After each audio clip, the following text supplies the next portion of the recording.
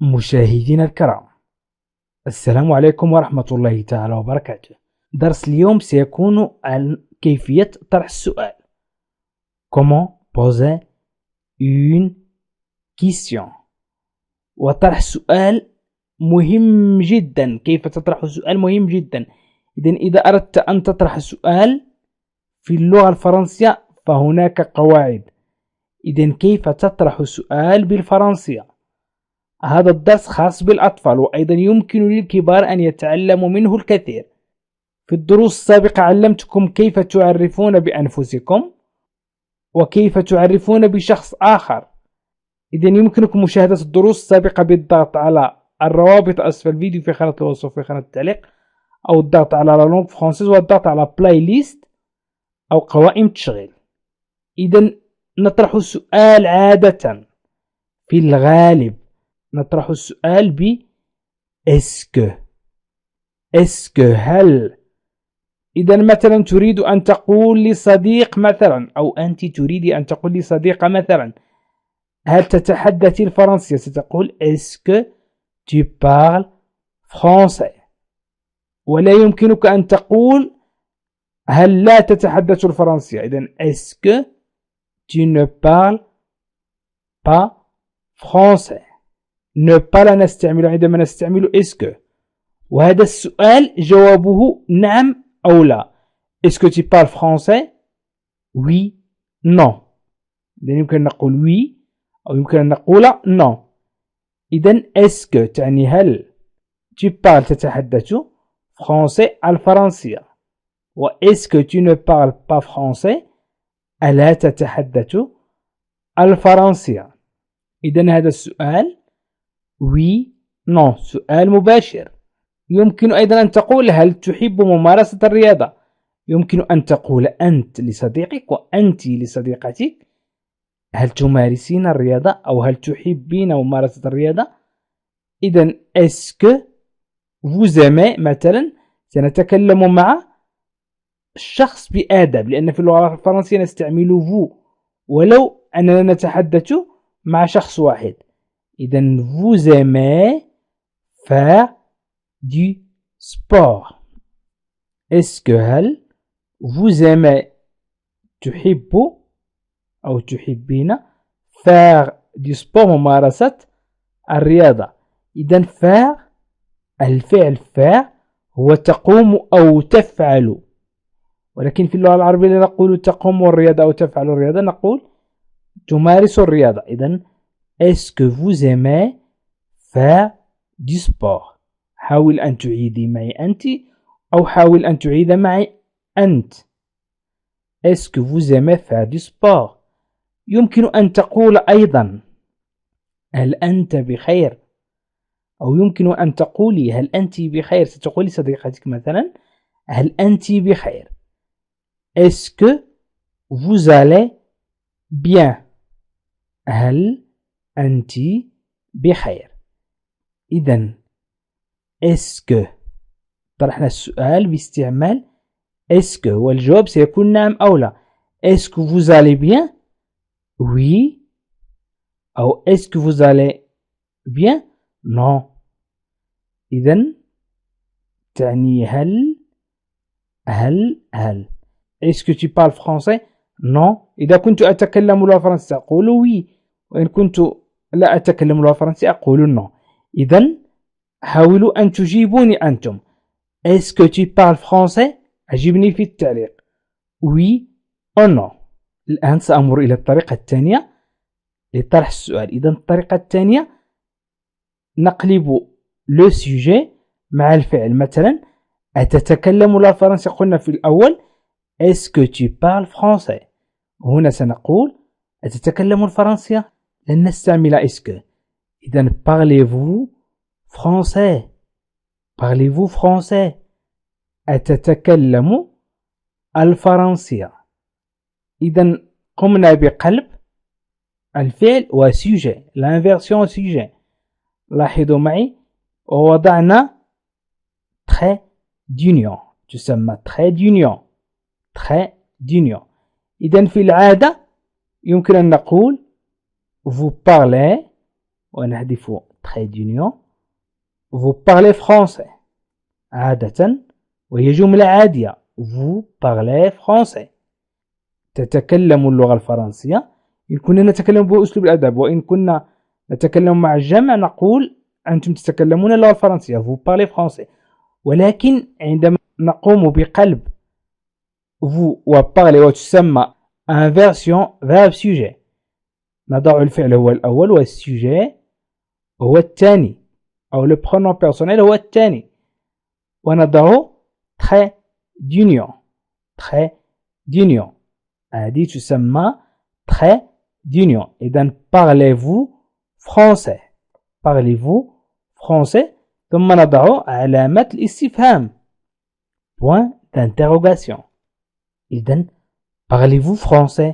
قلنا في الأول est-ce que tu parles français الآن نقول parlez-vous français يمكن أيضا أن نقول ne parlez-vous français ne parlez-vous pas français يعني يمكن أن نستعمل هنا النفي لم نستطع أن نستعمل النفي عندما استعملنا est-ce que ولكن هنا يمكن أن نستعمل النفي إذن يمكن أن نقول ne partez-vous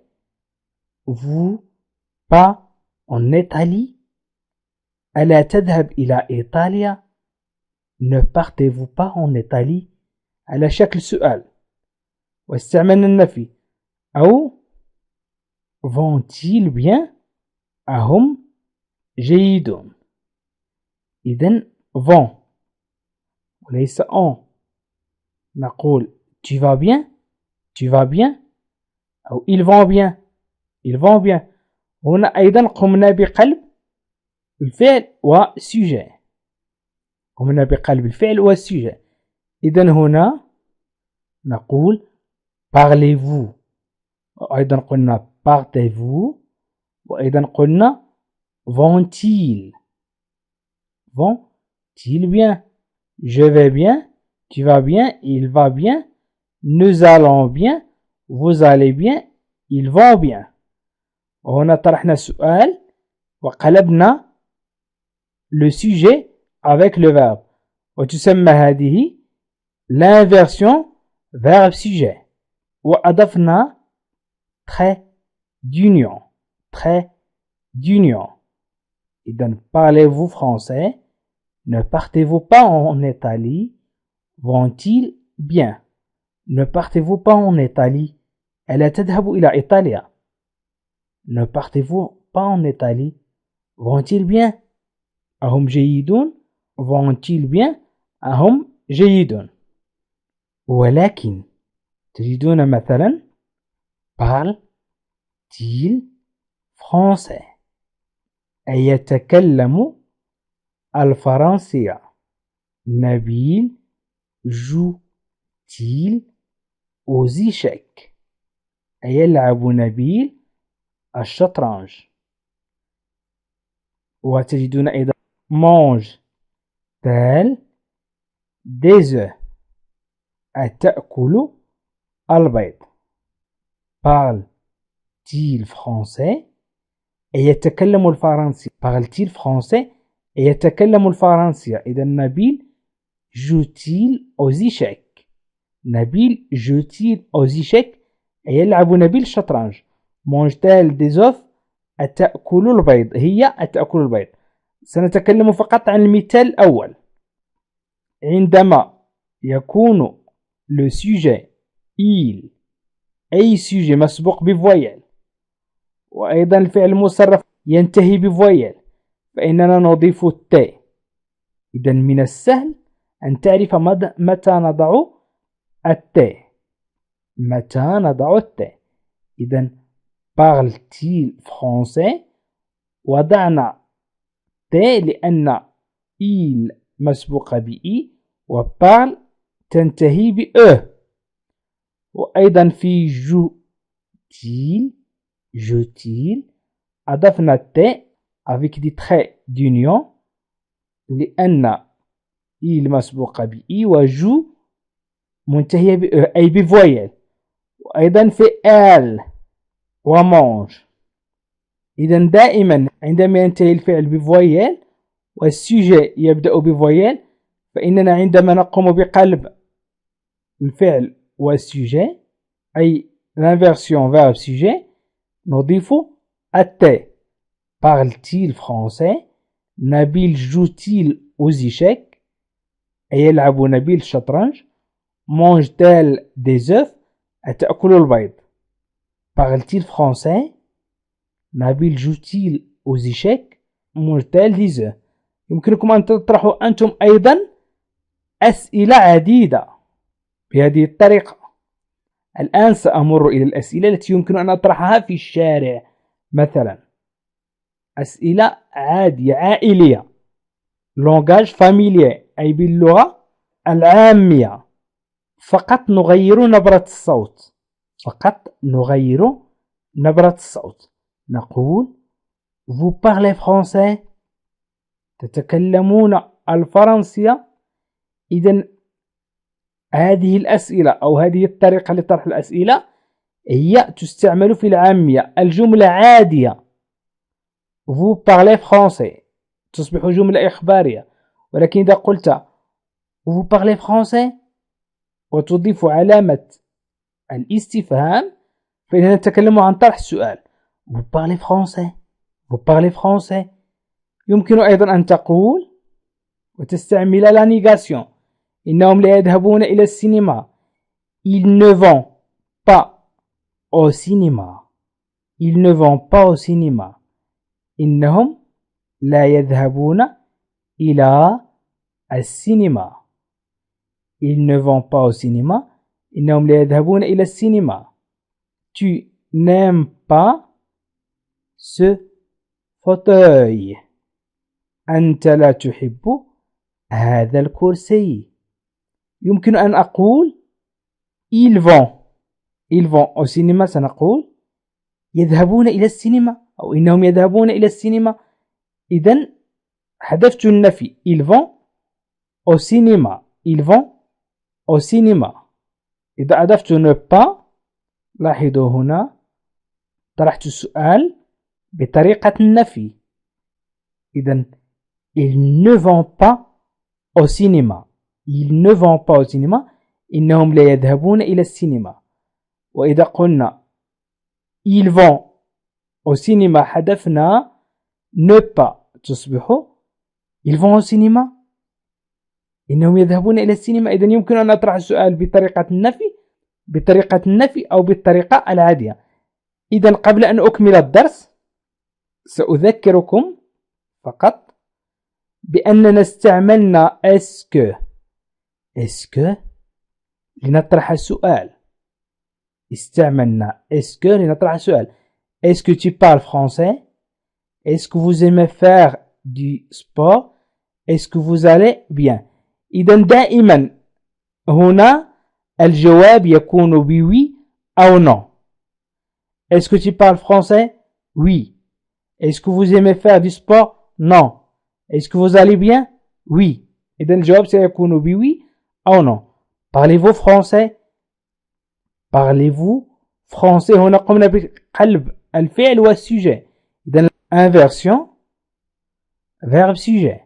إذن parlez-vous? Ne parlez-vous pas? Vont-ils bien? Vont-ils bien? أهم جيدون. إذن هنا نقلب الفعل والفاعل. إذن le sujet و le verbe ونضيف trait d'union. trait d'union. إذن أضفنا trait d'union. وهنا نتكلم عن الفعل الذي ينتهي بvoyelle والفاعل le sujet الذي ينتهي بvoyelle. نضيف بينهم ت. دائما نضيف ت. إذن إذا وجدت ت بين le sujet أي الفاعل والفعل le verbe فاعلم أن هذا فقط لأن الفعل ينتهي بvoyelle و le sujet يبدأ بvoyelle. Parle-t-il français? Nabil joue-t-il aux échecs? Mange-t-elle des œufs? Mange-t-elle des œufs؟ هنا نتكلم عن الجملة عادية، جملة إخبارية نضيف لها علامة الاستفهام. إذن vous parlez français، vous parlez français. وهذه الطريقة في طرح السؤال تستعمل في اللغة العامية، تستعمل في اللغة العامية. وهذه الطريقة التي شرحتها في عندما نستعمل اسكو أو عندما نقلب le verbe و sujet أو عندما نطرح السؤال بطريقة إخبارية، فهذه الأسئلة كلها نجيب عنها بنعم أو لا. إذن الطريقة الثانية لطرح السؤال هو استعمال الأدوات où و pourquoi و comment و qui و combien. إذن هناك طرق عديدة لطرح السؤال. الطريقة الأولى نجيب عنها بوي أو نو.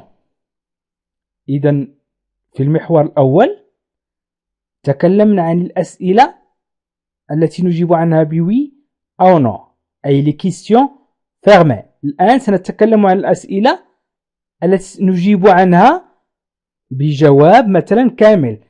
سأعطيكم أمثلة، حاولوا أن تتابعوا معي.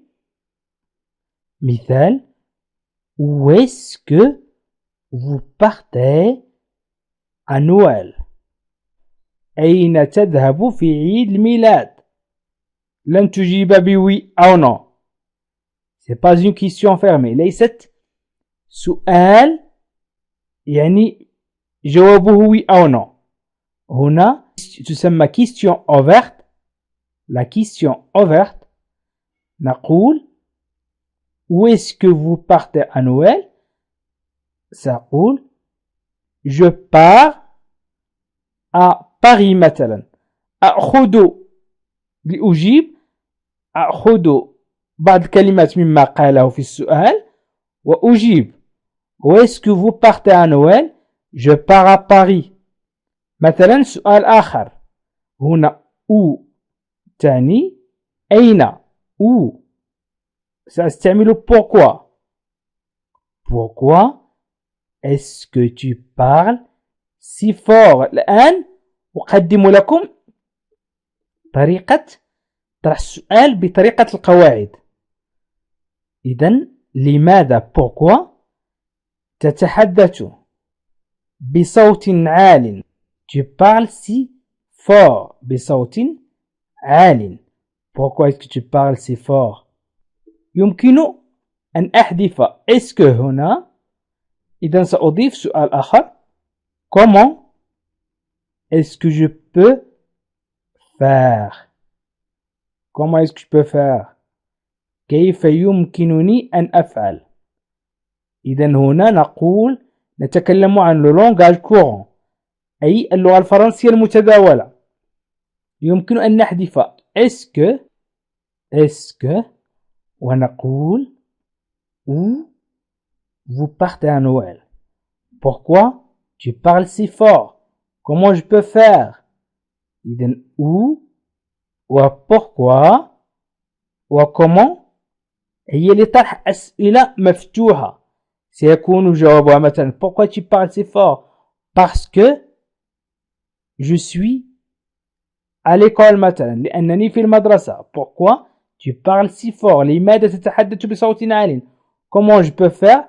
tu peux faire كذا وكذا مثلا.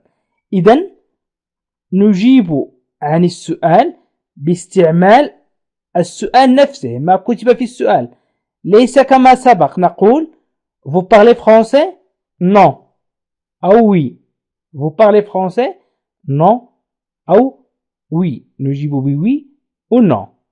إذن où vous partez à Noël؟ Pourquoi tu parles si fort؟ Comment je peux faire؟ إذن où تعني أين، pourquoi تعني لماذا، comment تعني كيف. يمكن أن نسأل مثلا من يذهب معك؟ من يذهب معك ليكون الجواب مثلا كريم مثلا. qui va avec toi؟ من يذهب معك؟ qu'est-ce qui va avec toi؟ qu'est-ce qui va avec toi؟ أو يمكن نقول ما الذي أعجبك عند ندى؟ qu'est-ce qui t'a plu chez ندى ما الذي أعجبك عند ندى qu'est-ce qui va avec toi من يذهب معك أو من سيذهب معك qu'est-ce qui va avec toi من سيذهب معك مثلا qu'est-ce qui t'a plu chez ندى ما الذي أعجبك عند ندى إذا من حاولوا أن تتابعوا معي الدرس إلى الأخير لكي تستفيدوا أكثر وتستطيعوا طرح سؤال أو ما الذي إذا qu'est-ce qui va avec toi من يذهب معك qui qu'est-ce qui من إذا هنا نضع apostrophe إذا qu'est-ce qui va avec toi أو qu'est-ce qui t'a plu chez ندى من يذهب معك أو ما الذي أعجبك عند ندى مثلا من الأشياء التي أعجبتك عند ندى qu'est-ce qui t'a plu chez ندى يمكنك أن تسألي صديقتك أو يمكن أن تسأل صديقك مثلا باستعمال كيسكي يمكن أن نقول أيضا أين تذهب إذا قلنا où partez-vous à Noël comment t'appelles-tu combien d'enfants ont-ils مثلا إذا قلنا عندما نقول où est-ce que vous partez à Noël où est-ce que vous partez à Noël نتكلم هنا عن le langage courant نتكلم هنا عن le langage courant pourquoi est-ce que tu parles si fort أو comment est-ce que je peux faire هنا نتكلم عن le langage courant أيضا عندما نقول qu'est-ce qui va avec toi فإن نتكلم أيضا عن le langage courant أي المتداول يمكن أن نقسم اللغة الفرنسية إلى familier courant وفورمال familier عائلية فورمال هي التي تكتب في المكاتب مثلا أو courant وهي المتداولة إذا qu'est-ce qui va avec toi يمكن نقول qui va avec toi إذا بكل سهولة إذا سنتكلم عن le langage formel où partez-vous à Noël أين تذهب في عيد الميلاد où partez-vous à Noël أين تذهب في عيد الميلاد comment t'appelles-tu ما اسمك combien d'enfants ont-ils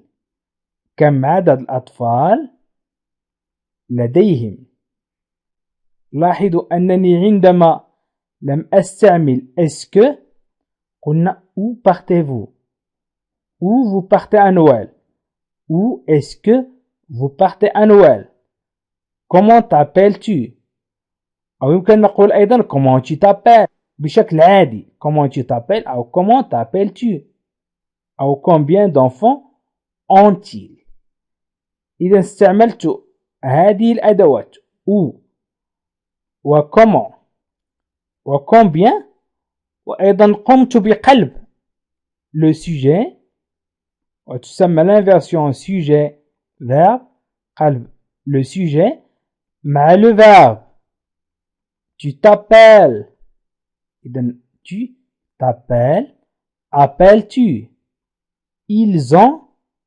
ont-ils ils ont-ils tu t'appelles appelles-tu vous partez-vous إذن où partez-vous à Noël هنا نتكلم عن le langage formel le langage formel أي اللغة كما لو أنك تقول الرسمية où partez-vous à Noël comment t'appelles-tu combien d'enfants ont-ils عندما نستعمل est-ce que où est-ce que vous partez à Noël مثال هنا où est-ce que vous partez à Noël pourquoi est-ce que tu parles si fort comment est-ce que je peux faire إذا استعملت est-ce que ولم أقلب peut وجه إذا le sujet مع الفعل الآن سأمر إلى le langage familier،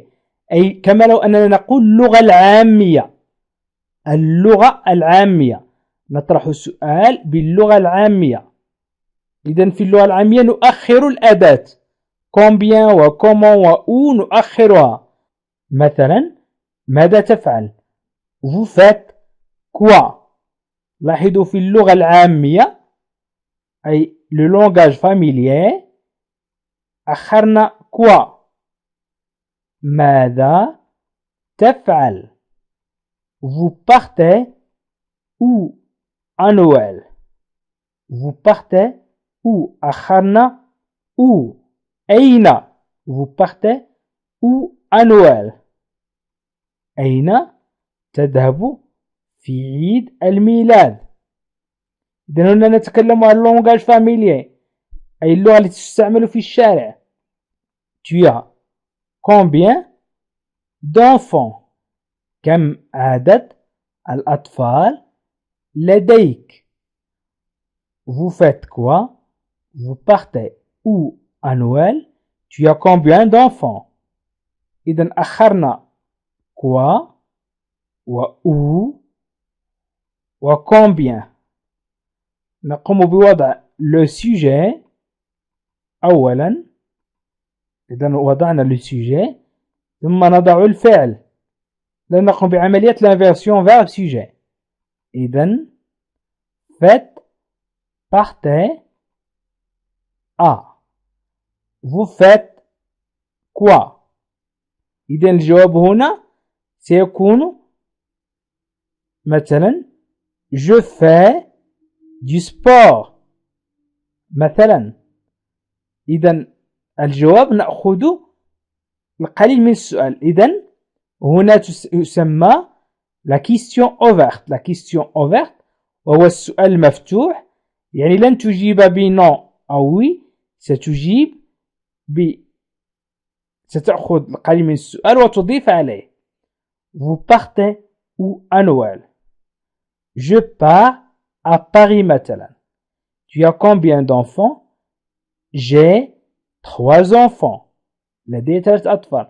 إذن هنا لا نجيب بوي أو نو، لأن السؤال يسمى سؤال مفتوح la question ouverte. في أول درس شرحت لكم la question fermée. إذن خلاصة قبل أن أطرح السؤال، إذن الخلاصة هي أننا نستعمل عدة طرق لنطرح السؤال، وتقسم الأسئلة إلى أسئلة مفتوحة وأسئلة مغلقة. إذن des questions fermées و des questions ouvertes.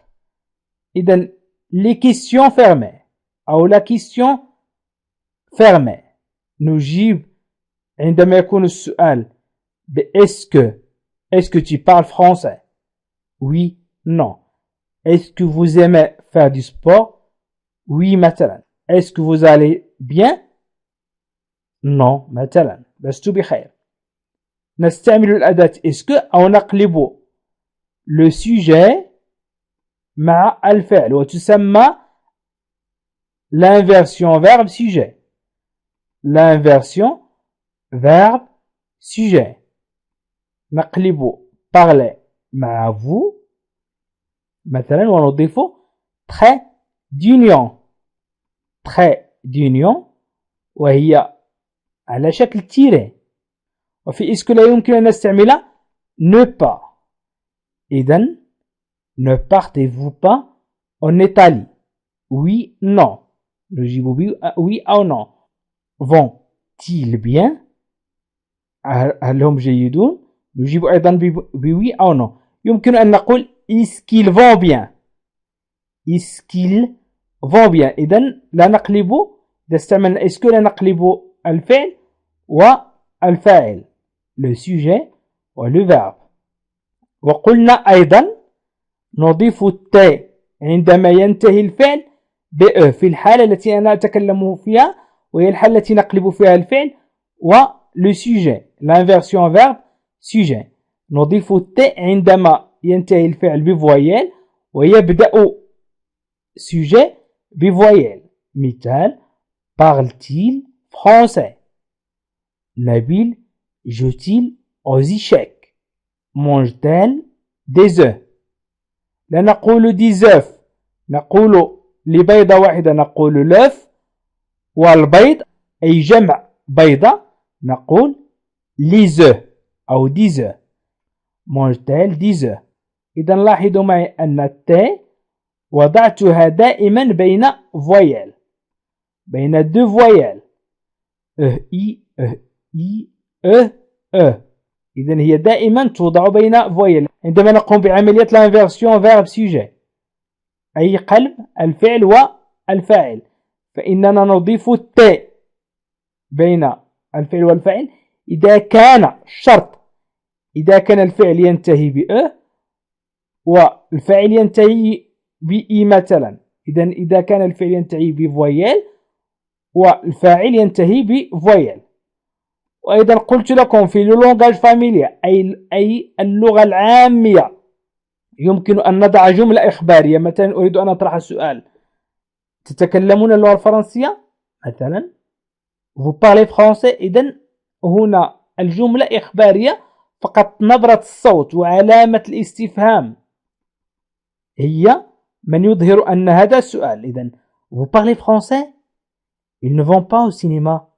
Tu n'aimes pas ce fauteuil. إذن كلها أسئلة.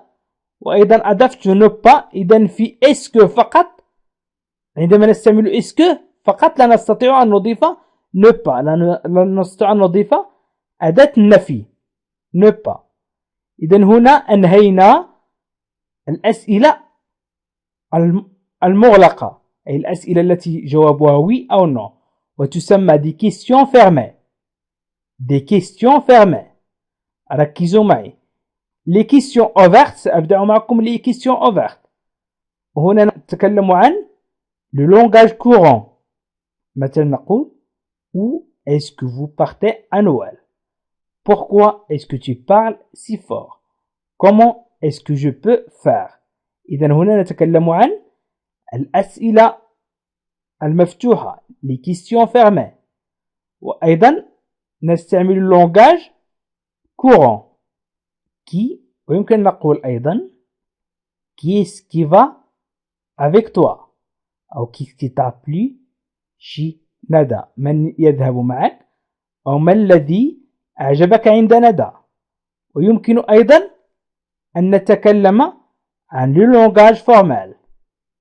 où partez-vous à Noël؟ أين تذهب في عيد الميلاد؟ comment t'appelles-tu؟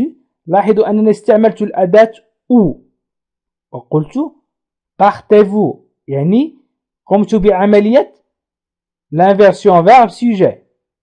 إذا استعملت الأداة où وكومون وكومبيان، وقمت بعملية l'inversion verbe sujet.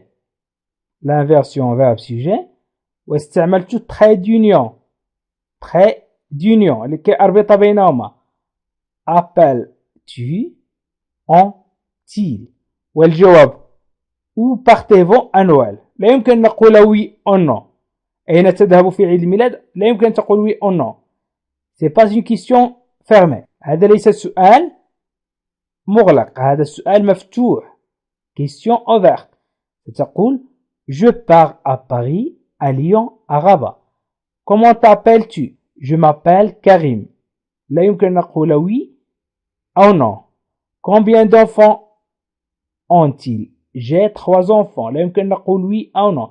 إذن ce sont des questions ouvertes.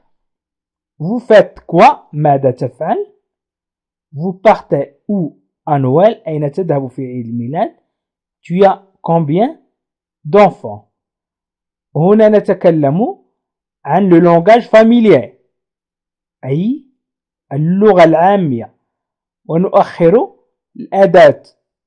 هنا quoi وهنا où. قلنا où partez-vous à Noël le langage formel، وفي le langage familier أخرنا où. وأيضا combien، tu as combien d'enfants؟ كم عدد الأطفال لديك؟ tu as combien d'enfants؟ كم عدد الأطفال لديك؟ إذا السؤال السؤال الأول هو أن تطرحوا سؤال بإسك. إسك ستطرح بها السؤال. وأيضا يمكنكم أن تطرحوا سؤال باستعمال أو. أين؟ أو أين؟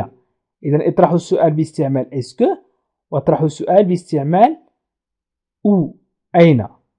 إذا أريد أن أقول لكم مرحبا بكم في المدرسة الخاصة لتعلم اللغة الفرنسية مجانا. يمكنكم أن تشاهدوا جميع الدروس. انزلوا أسفل الفيديو في خانة الوصف وفي خانة التعليق، ستجدون برنامج تعلم اللغة الفرنسية للأطفال، وبرنامج تعلم اللغة الفرنسية للمبتدئين، وبرنامج تعلم اللغة الفرنسية للمستوى المتوسط. يمكنكم الضغط على القوائم أسفل الفيديو في خانة الوصف وفي خانة التعليق لتتعلموا اللغة الفرنسية بسهولة وبسرعة. ويمكنكم أيضا الضغط على لا لونغ فرانسيز وهو اسم القناة هو أسفل الفيديو مباشرة، واضغطوا على بلاي ليست أو قوائم التشغيل وستجدوا جميع البرامج، سواء برنامج تعلم اللغة الفرنسية للأطفال أو برنامج تعلم اللغة الفرنسية للمبتدئين أو برنامج تعلم اللغة الفرنسية للمستوى المتوسط. وشكرا لكم مشاهدينا الكرام، وإلى لقاء آخر في فيديو آخر إن شاء الله. عزيزي المشاهد، ادعمونا بالضغط على اشتراك وفعل الجرس ليصلك كل جديد، واضغط على جيم، وشكرا لكم.